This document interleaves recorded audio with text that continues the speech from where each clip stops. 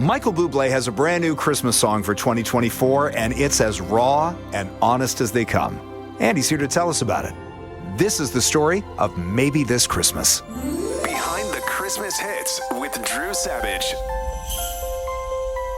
It's not something that I talk about on this podcast, but I live in Vancouver, British Columbia, and have hosted a morning radio show here for over 20 years. Since Michael also lives here, he and I have chatted numerous times, but this was probably the most personal conversation we've ever had. I'm looking forward to hearing what you think. But just before we begin, I want to take a moment and apologize for some audio quality issues on my end. Michael sounds great throughout, don't worry about him. But there are a couple of times where you'll hear the quality of my mic change. It was just some problems we were having with the video conferencing. So while I'm sorry about that, I am happy to share this conversation with Michael Bublé about his new song with Carly Pearce called Maybe This Christmas. What's up, Mr. Savage? I'm hanging. I'm happy to talk to you. It's great to talk to you again. Thanks for being here, and congratulations, you've done it. You and Carly Pearce, I think, have managed to rip our hearts out in about 20 seconds in this brand new Christmas song of yours, Maybe This Christmas. Thank you. Yeah, you know what? I was just talking to my kids about it this morning, and I was getting them ready for school, and they were because they like the song a lot, and they love their poppy, and they're very proud. And I said to them, you know, you guys, because they love writing too. I said, when you write music or you create something, you're just hoping you're hoping it makes people feel something. You're hoping that it can make a difference. You know, and some songs are just fun. Some songs are just fun, and it's fun to dance to, and they're bubblegum, and then there's other songs where they just come from a really deep place, and you're earnest, and you know, it's funny, Drew. I realize there's no way for people to articulate it. But when you write something and it comes from a very honest place from the heart, many times people, they don't know why, and they don't know how, again, to articulate it. But it just is. There is a feeling that they get, and it moves them, and it touches them. And you could have AI write the greatest song in the world, or there are songs that I've written and they are technically spectacular. And I know they are. I know that they've been crafted perfectly. And because I didn't fill them emotionally with that sense of honesty, they didn't work as well as I thought they would. And so a song like this, Jan Orden and I wrote this song, and she called me the day we finished writing it. And she said to me, Mike, this is going to live with us for the rest of our lives. And I said, you think so? And she said, Mike, the last time I had a gut feeling that I knew something that I had been a part of was going to be a hit was Insensitive. And she said there was no, it didn't know how much time it was going to take. I didn't know, which ads it would get at a radio station. She said, but I just knew. And she said, and with this song, I just know. And I said, Jan, it's funny you say that. The last time I felt this way about a song was Home. And that's a long time ago now. But I just knew it was real. It hits you right away. And the pain that is in these lyrics, it's very real. I mean, there's hope in the lyrics too, for sure. But the pain is very real, and it creates those feelings that you're talking about. And I'm curious to know, the pain that we hear, Michael, is that pain from different parts of your life? Or where did you go to really get in touch with this? This song isn't about me. It's about something that I had gone through. One of my best friends growing up, last September, somebody said to me, hey, your buddy's on the street. We saw him on Granville. And I said, what are you talking about? I said, what are you talking about? And I said, yes, sir. I said, there's no way his wife or his mom and dad or his kids. I said, and they told me a month later, no, we saw him. He's there, and it ain't great. It's bad. We think he's in a real bad way. And so I found him. He had no phone. This is just the truth. I found him, and I went. I rented a hotel in New Westminster, and I got him. And he wasn't good. He had been beat up a bunch. His teeth were gone, and I couldn't even believe it. And what's crazy, Drew? Not a guy that you would ever. And just these little things I found out through talking to him just these little things had incrementally happened. Just the bad luck thing here, and like everything from the car busting down and not being able to afford this to the rent thing. And he found himself, all of a sudden, he found himself on the street. He found himself in doing drugs and doing stuff. And I rented a hotel for him. And I went down to a place called the Kettle Society because I called my local, our mayor, Vancouver's mayor. His name is Ken. And I said, Ken, I never asked, I'm asking for your help here. And Ken said to me, here's a bunch of places to go. So I took this buddy of mine and we started going to these meetings, and they were the most beautiful, empathetic souls. And they had seen it a million times, and they felt that they had belief that my friend could do it. And so they started doing therapy and treatment. And I got him out of the snow. And it's a year later, and he's in long-term housing. And every day he's working his ass off to make sure that he doesn't go back to that place of addiction and all that, which is really hard. And I cry my face off, man, because he calls me and he's with his mom again. And so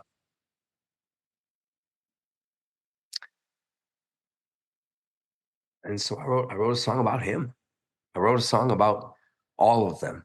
I wrote a song about all of us.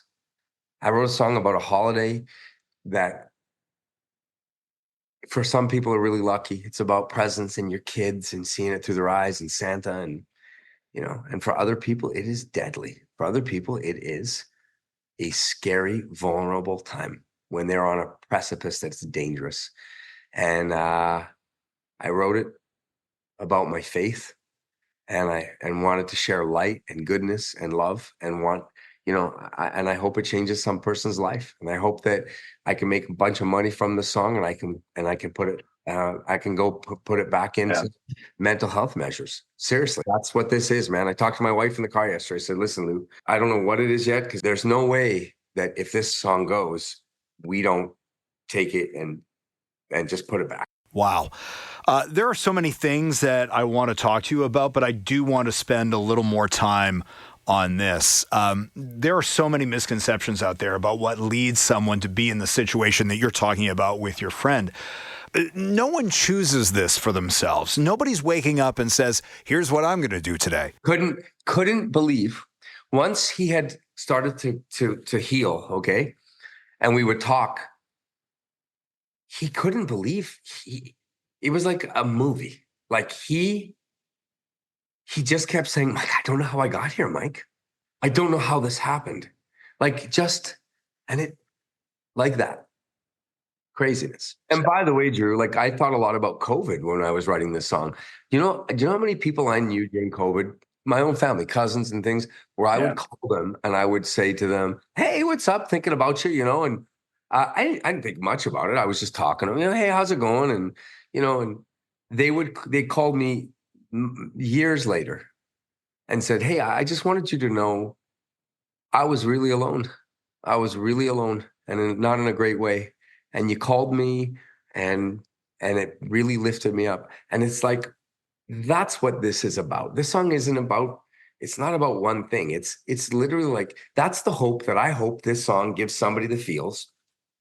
And they call up their friend or their grandpa or their cousin or, and it gives them the impetus to call up and say, I love you. I'm thinking about you. Because we just don't know how people are feeling. We don't know. And many people seem very strong, and they're not. None of us are. We're all really vulnerable creatures, especially with mental health. And so I love it that I could put something out that was a positive thing. And by the way, a beautiful hymn that I was, that I'm allowed to share my faith and not be pushy about it. And sometimes I hope to share the good word without ever, being forceful. Well, thank you for talking so openly and honestly about this. I think the more we talk about mental health and normalize that whole conversation, the better. So thank you.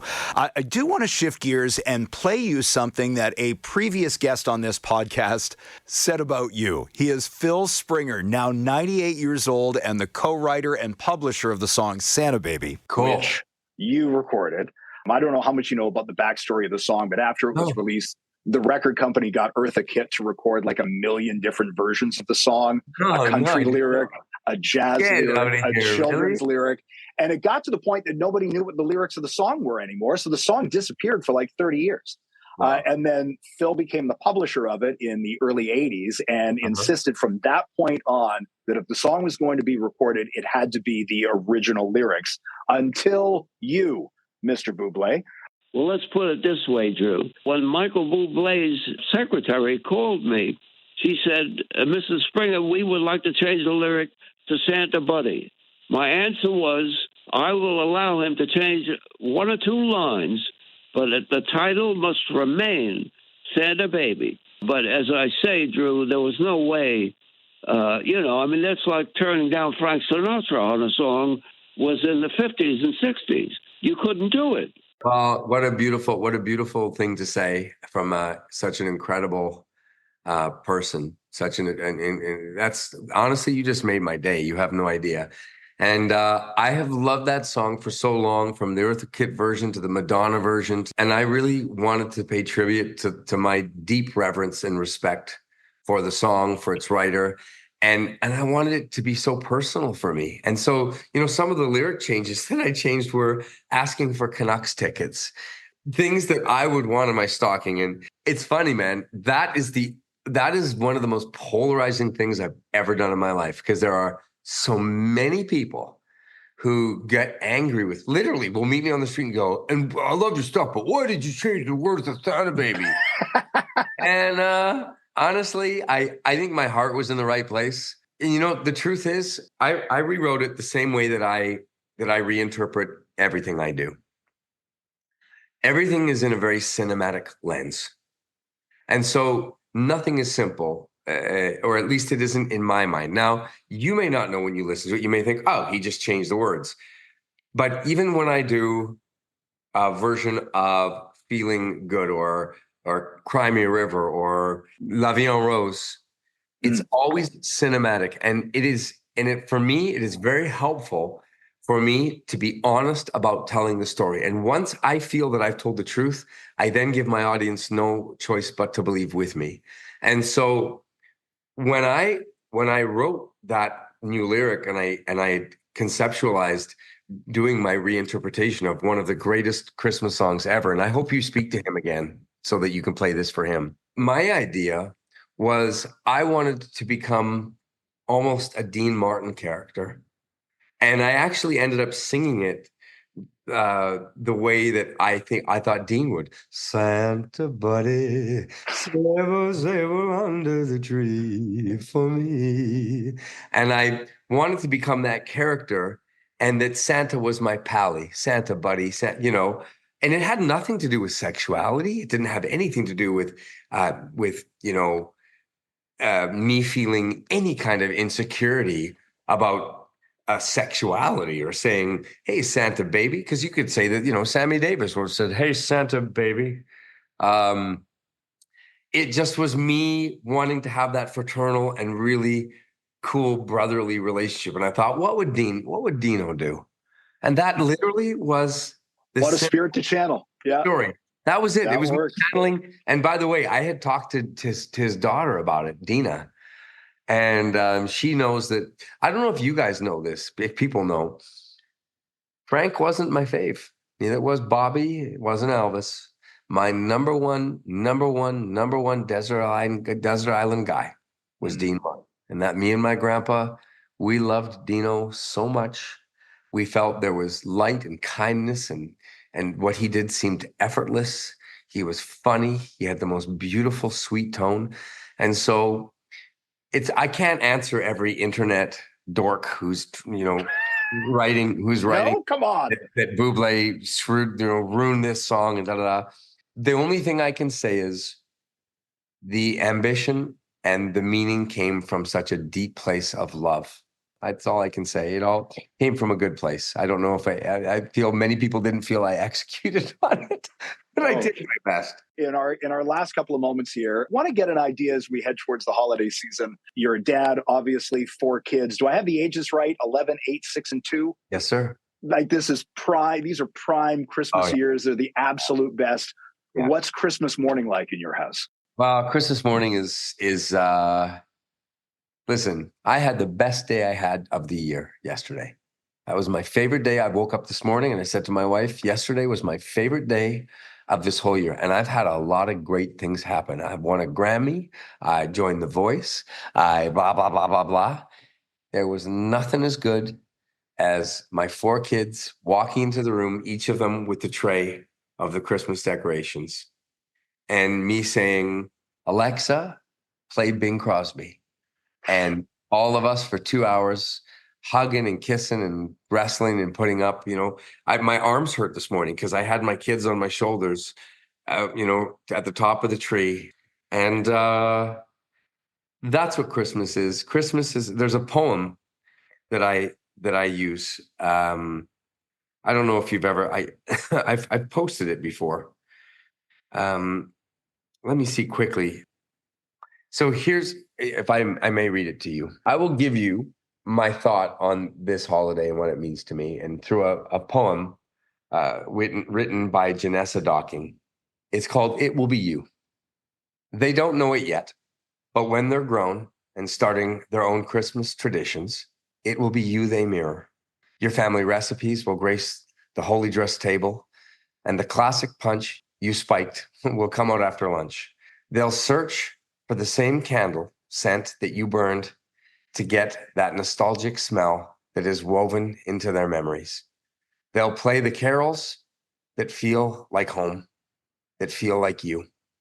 Their children's handmade snowmen and reindeer will be hung with pride just like theirs were.